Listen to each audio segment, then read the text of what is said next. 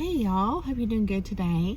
So in today's message, I want to share with you some revelations I've had over the past, it's been coming together for me now for at least a year, but I feel like the further we get down the path of healing and restoration after a very challenging time in life, it's kind of like it starts to snowball and it gets better quicker, if that makes sense. So the revelations that I want to share with you today have been very recent for me. A lot of them even in the past few weeks, but they resonate so deeply with me. I couldn't wait to share them with you. And so, and I'm giving myself grace too, because excuse me, and I suggest y'all do the same thing for yourselves, because anytime you are having to accept big changes in your life, and you're having to find your way again and readjust as to how you fit into life, whether it's been a death in your family or a divorce or a big job change, or you've had to move, or anything traumatic that you've come out of. And sometimes we deal with these things, several of them at once. And so on that note, what I was going to say is, I think we need to be realistic and expect that it's going to take time to get readjusted, just to life in general. You know what I mean? And a lot of these things happen just unexpectedly, and we're forced to figure out, where we fit in life again. And so it's kind of like understandable that it's going to take time. But let me share this with you all too. So there's this channel, I can't remember if I subscribed to her or not. I think I did. I think it's called, her name is Doc Snipes, right? And I'll drop a link in the description, excuse me. But she, I got strangled a few minutes ago. I was drinking this coffee, which I'm going to share with you all in a minute. It's amazing. New coffee I found. But I just went down the wrong way. But Doc Snipes, she had a recent video that helped me a lot, where she explained complicated grief. And I thought, I felt called to watch it, and I thought, I don't really think that's what I'm going through. I did lose my grandmother in 2017, and I was very close to her, but I was like, grief, that's all I've ever associated grief with, see, is the death of a loved one. But she broke down all the different ways we can experience grief, including the death of your old way of life. And she just goes all into detail, and I hit on my life, and my recent experiences hit on many points. And I thought, well, no wonder, I feel like I'm having to put forth so much effort to really kind of get the wheels turning, again. And so yeah, complicated grief, it's a thing. And sometimes just finding these labels, these definitions, can be so helpful and healing, because it provides understanding, is what it does. It's like a again, words are powerful, and it's kind of like having just the right ones. They're validating. They kind of provide you a guide, or some type of mental guidance to process what you're going through. So I'll drop the link to that video if I can find it, about complicated grief, from Doc Snipes. It was very helpful. But yeah, specifically when you have experienced being around, and sometimes closely associated with, in a relationship, be it with your family or romantic, whatever, for a long time, with someone or people, multiple people, who are not well. They're not well, and they cope by affecting other people in a negative way. Some people have addictions which is really just a way of coping with all the stresses of life. Some people, their addictions are alcohol or drugs or shopping or overspending or I don't know, porn addictions or, you know, all kind of stuff. But then there are other people whose addictions are controlling other people and playing games with other people and seeing if they can push their buttons, essentially, and dominating them. And it's, if you really observe, and I've done this, and I actually had someone, I didn't even have to say anything. This person realized that I had figured out what was going on, because I had to. I've had several jobs where I've been a manager, and I was in one of these jobs, I was in a managerial role, and there was a lot of issues with this person, and I didn't even have to say anything. And I just sat down with them, and immediately it was like, I know I have a problem. So it's, you know, I think with a lot of people that affect us, and yet you watch them be a different person to other people. They're very nice, they're open, they're transparent, they're friendly, they freely laugh and talk, and with you they they seem totally just condescending and just cynical and rigid and demanding, and you could never make them happy and all this stuff. When you see them switch so easily, it's, you know, something's up. And you know that they have this competitive spirit within them too, you know, and that's hard to deal with. You know, competition is great if it's, you know, as far as people in a game of some sort, and it's, you know, because you've also got other elements, you know, that are balanced, that balance it out, you know, like camaraderie and just everybody, you know, wanting to have a good time, and that's great.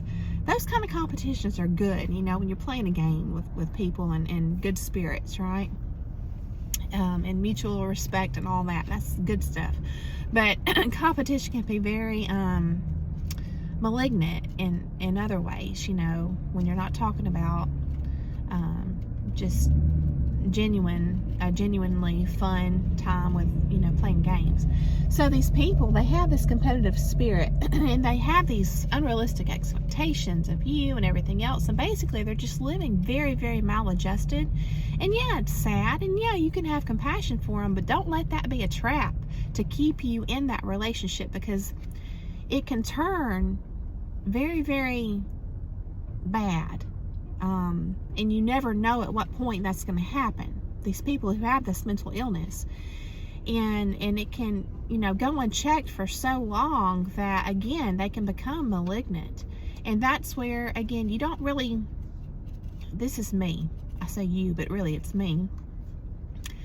I decided that, you know, I really had every right to be angry in some situations, you know, where you've been intentionally lied to, and other things that really, you know, are in alignment with abuse and other things that are very dangerous. But you have every right to be angry. But you know, anger, that, what's that old saying? Anger is like a poison, you know, that you drink for yourself. And so it's kind of like, if you can get by, I mean, by validating what you went through, but not holding on to anger, if you can just release that, that's good. That's good and healthy. And so in the spirit of love, I feel like you can choose not to hate other people, but you can acknowledge what's going on and still understand that it's crucial to protect yourself. Absolutely crucial to protect yourself. Not just your physical health, but your mental and emotional and spiritual, all of it. All of it matters. And so, yeah, it's it's just really important to understand, to get that down first. That's what I had to do first. I had to make sense of all this stuff, and it took me a long while. And as you're learning about these cluster B personalities and these mental illnesses, which they're called personalities because it is this person's way of life. And I've listened to many therapists online, and they've all shared the same assessment, which is they don't feel like these people are capable of change. Now, I am of the belief that anything is possible with God. I think God can heal and change anybody, but the person has to want to change. It has to come from within them, right? You can't make it happen. But again, nobody's perfect, and but we know that some people are just flat out dangerous to be around, period. And so it's not about judgment. It's about acknowledging that some people are literally dangerous to be around. And if you've been through it, you know that. If you haven't been through it, then I'm not sure why you'd want to watch my channel, because you probably can't relate to a whole lot. But if you have been through it, I don't even have to say half this stuff, you know what I mean? But it still feels good to know that you're not alone, right? But yeah, so what I wanted to share today is and it may apply to people who haven't been through this stuff today in today's message. It may apply to people who have just gone through any kind of big life transition, you know, but especially so if you've been affected psychologically, if your mind's been worked and twisted and you've been lied to and gaslit and all this stuff, right? Especially that, because the main thing you're dealing with coming out of that kind of situation is rewiring your brain. It's literally, what do they call it? Paving or creating new neural pathways, where the way your brain works has been conditioned for so long with these people for their benefit and to your detriment. It's kind of like you have to rework that. And it's kind of like, how do you do that? How in the world do you do that? Well, I got just a tiny little introduction to this right after having my concussion, and I worked with a specialist on that online. She was great. I had several phone consults, and she offered materials that I purchased to learn how you can rewire your brain. And she said it's really kind of like an opportunity when you hit your head to that degree and it affects you the way it did me. I couldn't drive for many months. It's awful. But these situations where we've gone through this stuff with these people too, that are very maladjusted to life, and you're affected, and you're even their source of addiction to control and manipulate. When you've been through that, you also now, when you get out of it, have the opportunity to rewire your brain. So view it that way. View it that way. Not from a stance of victimhood, but it's a new opportunity for you. And I just want to share some 4 key points that have really surfaced for me lately, you know, as I'm working very diligently to crack that old framework in my mind that is very rigid. You know, we don't want that anymore. Flexibility is really at the heart of my message today. All right, so, and I excuse me, I left my original journal at home, so I've got this. There's a really cool shop, Taylor Elliott Designs, and she makes all these really pretty little books. Some have, I have one that's all pink with golden hearts, and just cool little notepads and books and pens and stuff. She's got a really neat little shop. You can look into it. But I bought like a pack of 4 of these little mini notebooks, and so I had one in my Jeep. So this is my journal today. All right, so the 4 points we're going to review today are food and nutrition, movement, socialization, and rewiring our brain.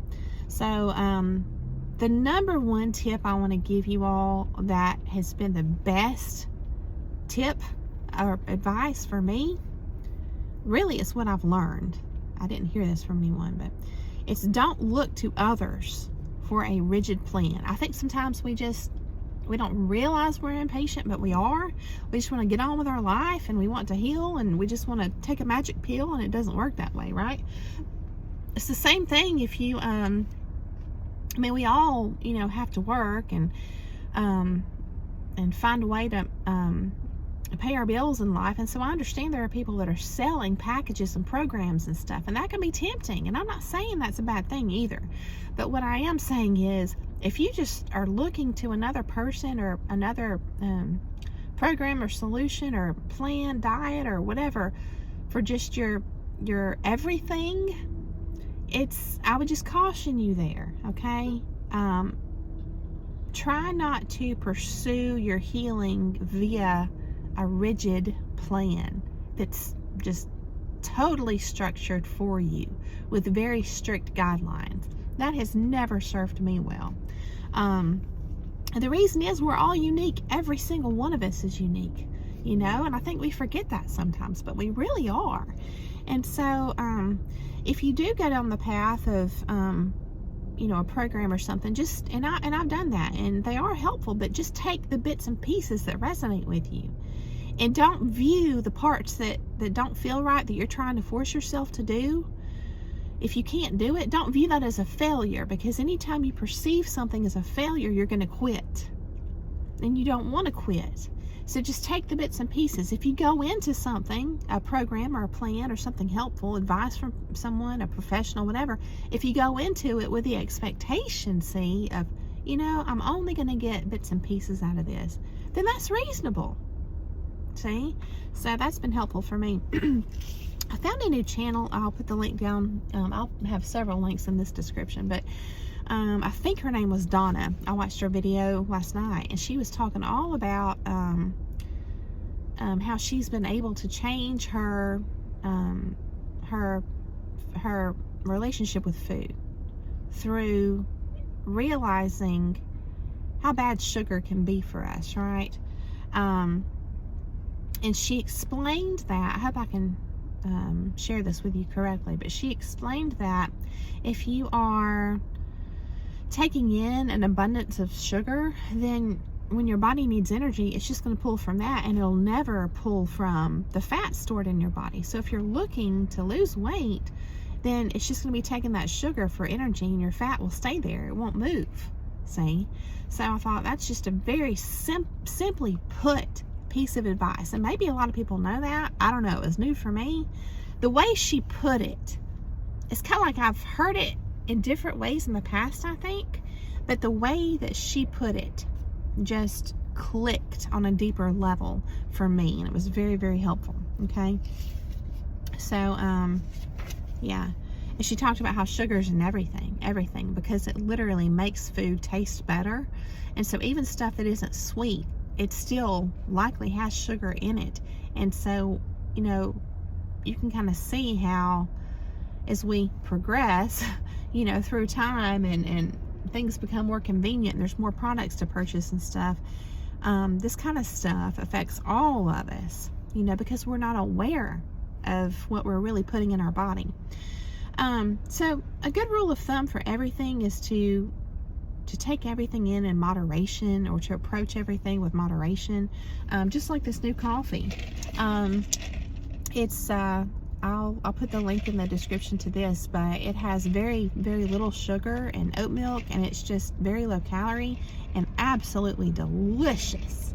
And in the past, I've tried to make stuff like that work, and it's like it just really tastes gross, but this is legitimately delicious. I think this will be my new coffee.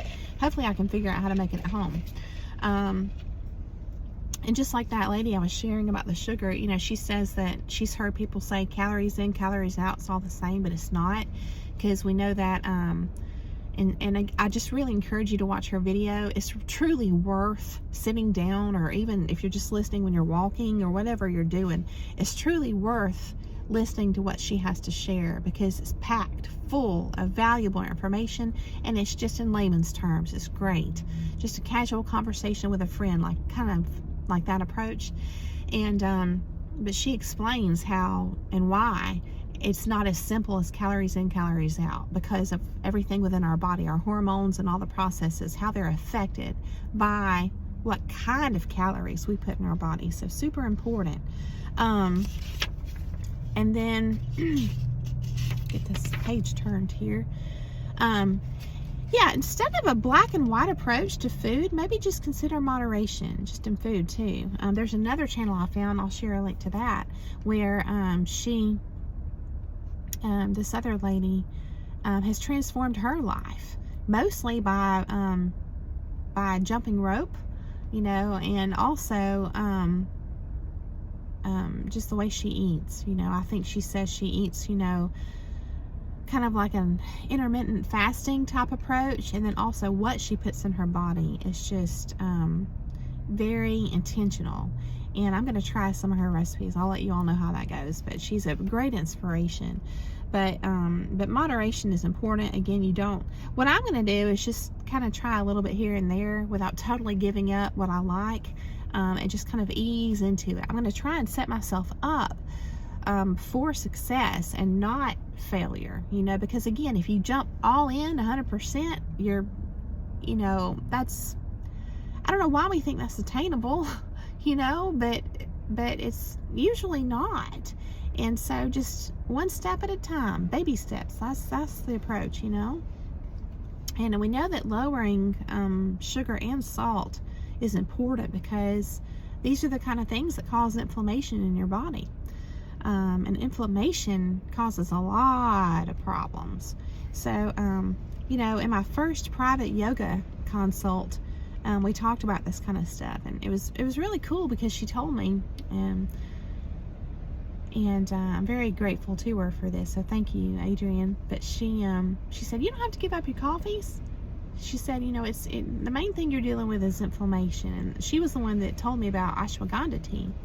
And so I recommend that you incorporate that too, or look into it, ashwagandha tea. And so it makes you feel good. I like it. So in other words, just, be flexible. Moderation, be flexible, take what resonates from different people and different programs and just kind of make it your own, So the second point or factor in changing your life, because you have this new opportunity to do so, and you're rewiring your brain in the process, the second point is movement. So there's two things to consider here, okay? These are my lessons. Number one, make sure that what you do with your movement challenges you, because you're going to tap into new areas of your body that need to be stretched, that need to be strengthened, that maybe you weren't even aware of. So physically challenging yourself is good in that way, as well as it challenges your mind too. So it's like killing two birds with one stone, or whatever it's called. It's kind of like that. The second point to consider with your movement is don't go all in. Again, don't shoot for 100%, okay? If you don't go all in, then that kind of gives you this pressure-free approach. And having a pressure-free mindset in life is amazing. Amazing. It just kind of puts you at ease as you're navigating every day. It's a good thing, right? And honest to God, this has been a big key for me, okay? So again, we often quit when we perceive that we've already failed at something. So and we're only going to perceive something as failure if we hold ourselves to rigid black and white standards, right? So let me give you a couple of examples for movement. So I've been planting some pictures. I've been planting pictures. I don't know how you do that. I've been planting some flowers in my yard. I'll share a picture with you all. Is what I was going to say. And I thought it would be, a little hard. I thought this will be good for my body. I'll be on my hands and knees. I'll be digging, But what I didn't expect was there were these huge roots that I had to chop up as I was digging just to be able to plant my flowers. And I don't know where they're coming from, because maybe there were some old trees there at one time or something. But from what I can tell, I have no idea. So that was a surprise. So, and I had planned on doing additional exercise too yesterday, but I couldn't because I was so exhausted from gardening. It literally became my workout. But anyway, the approach I'm taking with gardening, both with flowers, and I'm going to have a vegetable and herb garden this year, I'm going to take a do it when I feel like it approach. Just a little bit at a time, a here and there, give yourself flexibility. Just kind of put it out there with as far as your intention, and just know you'll get to it at some point. As opposed to saying at 5 o'clock, I'm going to do this, on this day and this day, because we don't really know what's going to come up for us every day. Again, I think a lot of things we think are realistic are not really realistic. And even if we see other people doing them, you know, living a very rigid way, we don't know what's fallen off of their life because of their commitment to that rigidity. They may be losing relationships, or getting in trouble with a work schedule, you know, and about to lose their job. We don't know what their consequences are for them appearing to have it all together in that regard, that they're living by these, you know, rigid set of rules. So I think that just kind of having a general idea of your goals and being flexible is the way to go. Yeah. So yeah, when you try to do new things like gardening, which is a form of movement, expect challenges. And I couldn't find my pruning shears. I had pruning shears, couldn't find them. I had to use some wire cutters or something. I don't even know where they came from. Must have been left from some contractor I had at my house or something, but they worked. And I also used my garden hoe, and I had to, you know, sling it and chop the roots that way. So again, it was a really good workout. But and then the other thing I did recently was some yoga. This morning I decided I was going to do some yoga for myself, and I wasn't going to watch a class online, and I wasn't going to plan ahead the yoga sequence. So I just rolled my mat out, and I just, you know, just did what came to my mind in the moment.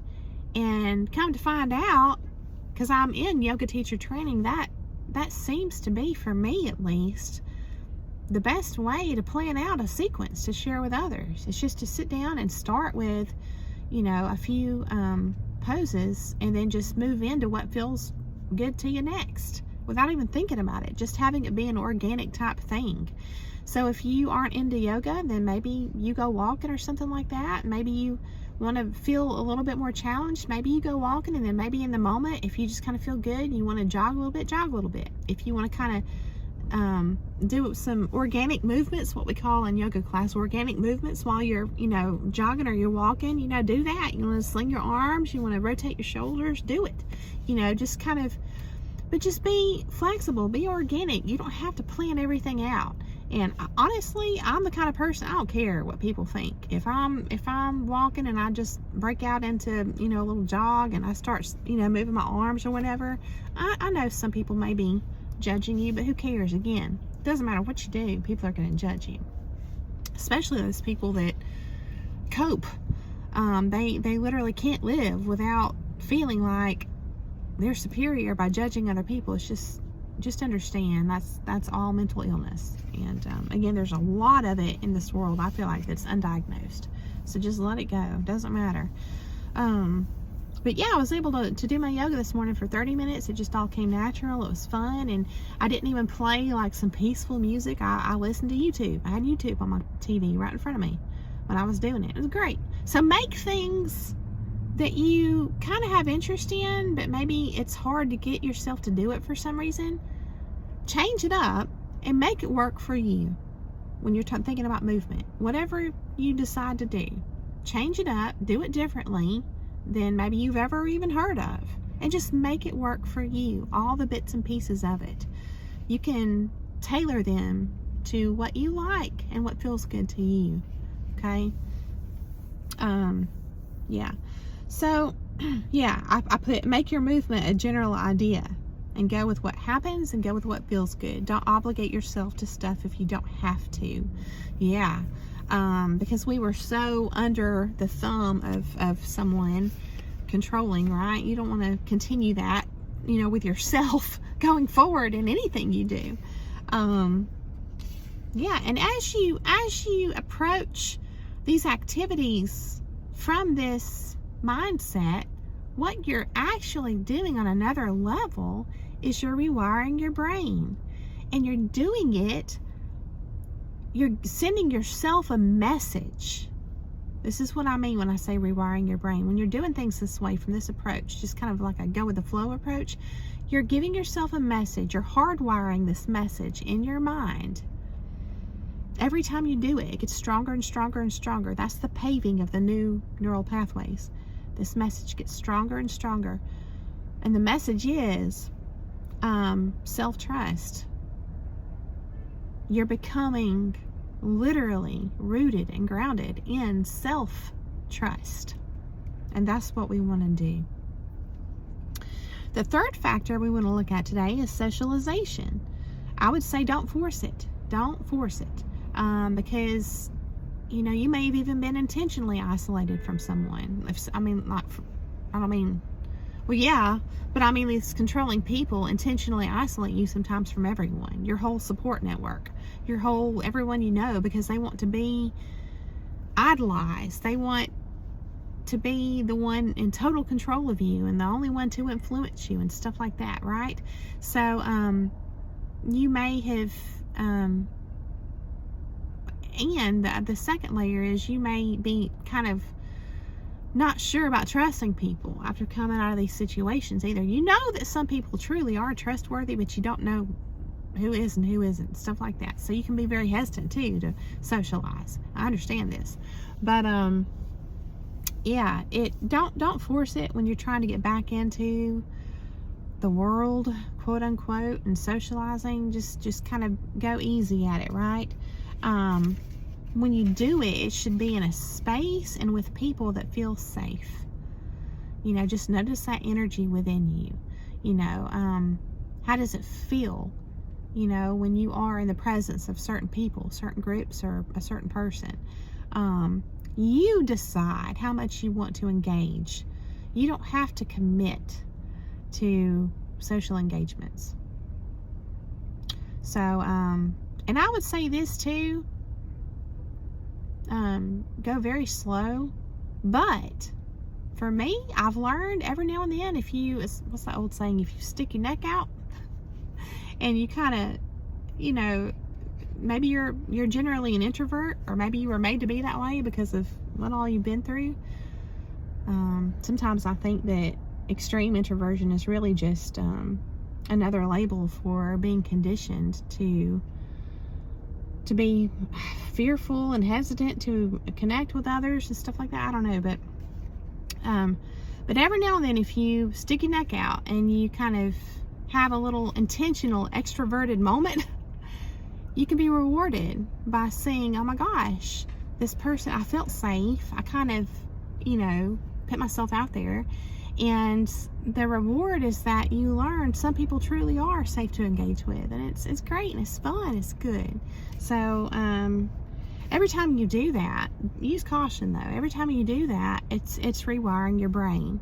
Oh my gosh, it is safe to engage with the world. Oh my gosh, I was told the world is dangerous so that I would cling to this person, but really it's not as dangerous as I thought.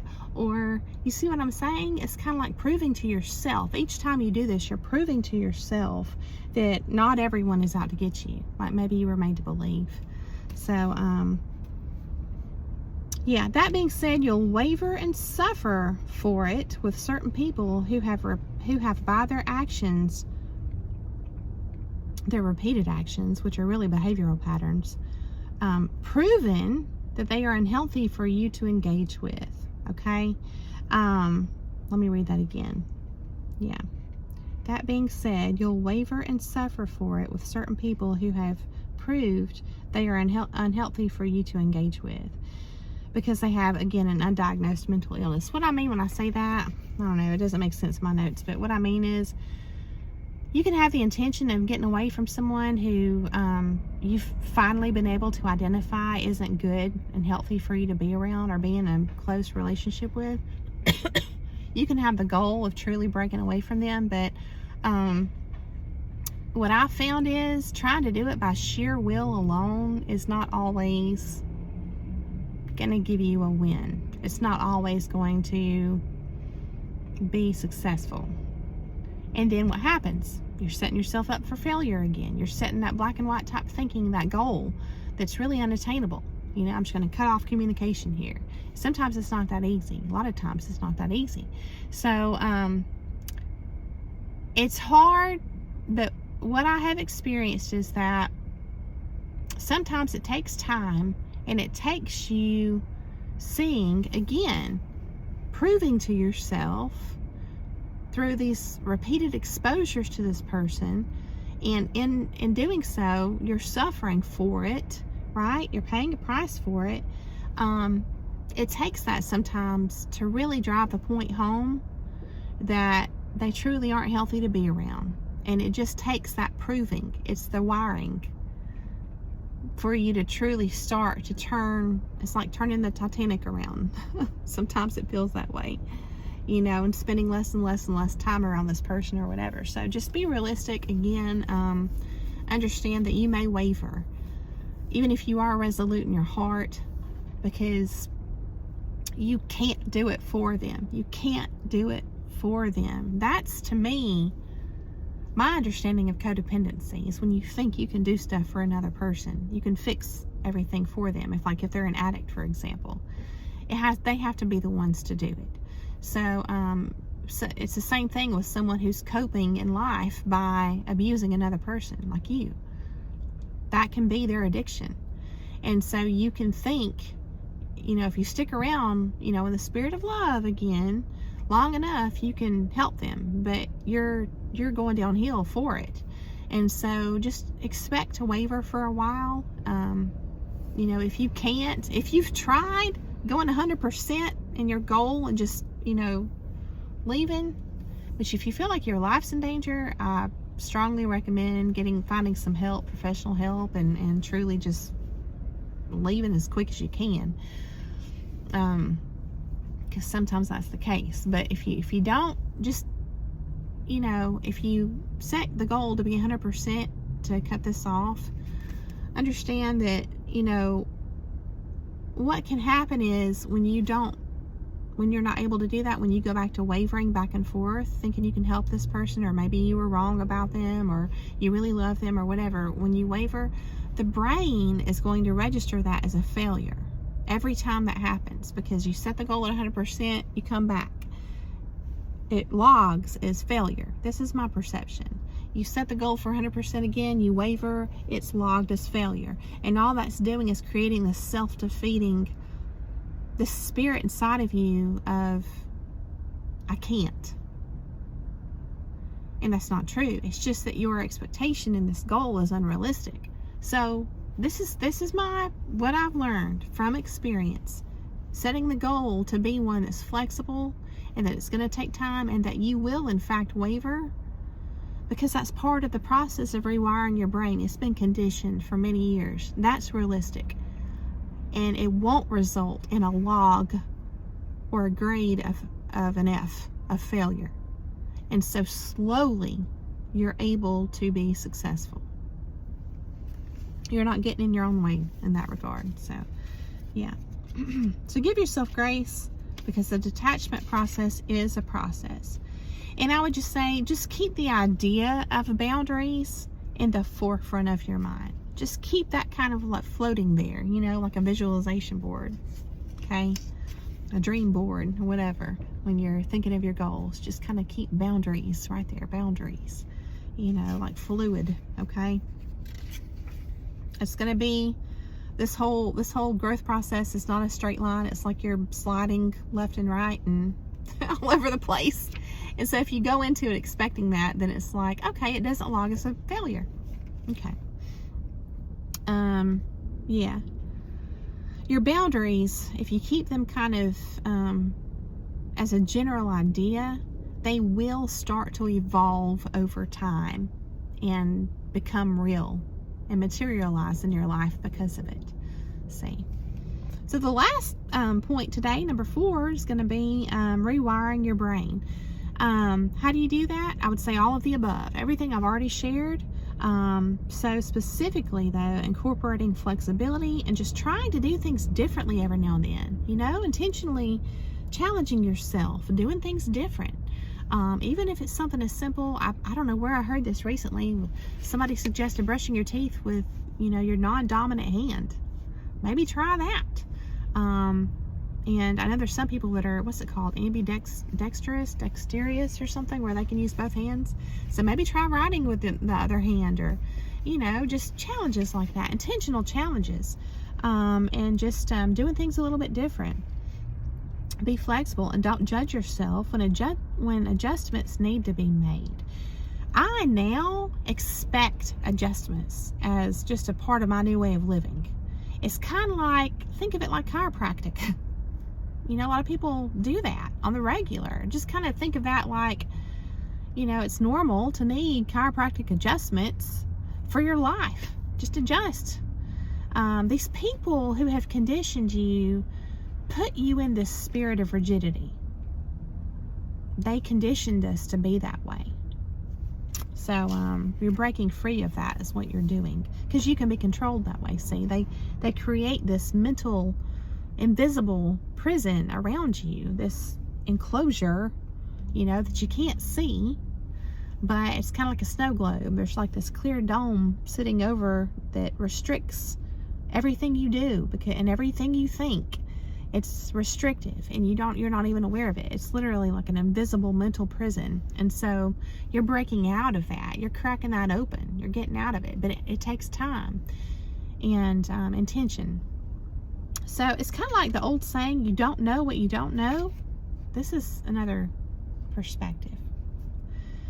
You're letting life teach you now by approaching every day with being like, I know I'm going to need to make adjustments. I know I'm going to need to be flexible. You know, I've got this general goal. I probably won't get it all done. When you kind of approach every day that way, it's kind of like you're not living in resistance anymore. You're giving this life experience permission, not that it needs permission. It's going to do it anyway. It's going to teach us anyway, but you're not living in resistance. You're like, okay, go ahead and teach me today, you know. Permission granted. And so life's going to teach you. And also, this is going to rewire your brain to go with the flow and to let something bigger than you teach you as opposed to this person. See? Life itself is teaching you now. So you become the student, and every opportunity for an adjustment is kind of like a homework assignment. You might think of it that way. Yeah, so as far as adjustments, some things to think about, and these are just some questions you might want to jot down. Pause and go grab your notepad or journal and pen if you like to journal, and these are some things to think about, okay? So the first question is, do you make them, or do you give up? What's your, you know, like if you're assessing yourself right now, how flexible are you? You know, now, do you make adjustments on the regular, or do you just kind of give up pretty easy on things? You know, maybe you have a dream. That's good, but you don't have to, even if you see, even if, you know, God, the Lord, you know, or Heavenly Father, the universe, whatever lens you want to use, okay? Even if God gives you this beautiful vision with all the details, it doesn't mean you have to jump all in all at once. You know, you can remember all that stuff, you know, maybe write it down, or, you know, create a video journal about it, a vlog, or a vision board, or whatever, but don't set yourself up for failure, you know. Just remember your dream in general, and just maybe just bits and pieces here and there, you know. So do you make adjustments, or do you give up? And that's with anything, okay? Are you making things work for you? Like I was saying, like a yoga practice or whatever, anything. Are you making things work for you? You have the power to make them work for you. Okay? Or are you living like you have to conform by strict rules, and then consequently normalizing the stress and pressure within you that results? Just do a little assessment there. Do you catch yourself and get curious about what made you bitter or cynical? Like for example, if it's, you know, maybe you woke up and you were fine when you went to bed, but this morning you woke up and you just have some bad vibes going on. You know, do you take the time to question that, to get curious about it? Do you question things in general? Do you give yourself permission to go with the flow? Remember, perfection is a lie. You know, think about this. In the Garden of Eden, all right? So God said 99%, of these fruit trees are sufficient for you. You've got my permission, 99%, but not this one. But what did the devil say? The devil said, go for 100%. See?